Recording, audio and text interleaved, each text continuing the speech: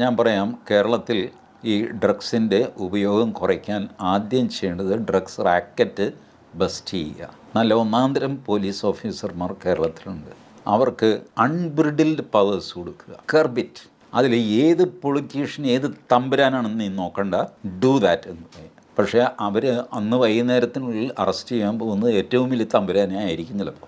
അവർക്കെല്ലാം അറിയാം. വായിത്ത് ഒരു കാര്യം, ഒരു റിസർച്ചും സ്റ്റഡിയും ഇല്ലാതെ ഞാൻ പറയാം, പൊളിറ്റീഷ്യൻസും പോലീസും അറിയാതെ കേരളത്തിൽ ഡ്രഗ്സ് ബിസിനസ് നടക്കില്ല.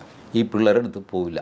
നിങ്ങൾ സിൻസിയറായിട്ടുള്ള പോലീസ് ഉദ്യോഗസ്ഥന്മാരെ ഒരു 10 പേരെ വിളിച്ച് ഏൽപ്പിക്കുക ഈ കാര്യം. ഒരു രാഷ്ട്രീയവും നോക്കാതെ, മുഖം നോക്കാതെ പിടിക്കാൻ നിങ്ങൾ ഏൽപ്പിക്കുക. മിക്കവാറും ഒരാഴ്ച കൊണ്ട് നിങ്ങളുടെ ഡ്രഗ്സ് കൺസംഷൻ ഒരു 70% കുറഞ്ഞ് ഇപ്പോൾ മൊത്തം 100 കിലോ ആണെങ്കിൽ 30 കിലോ ആയിട്ട് മാറും. വീണ്ടും ഒരു 2 ആഴ്ച കൊണ്ട് ഇത് പിന്നെ തീരെ ആക്കാനും പറ്റില്ല.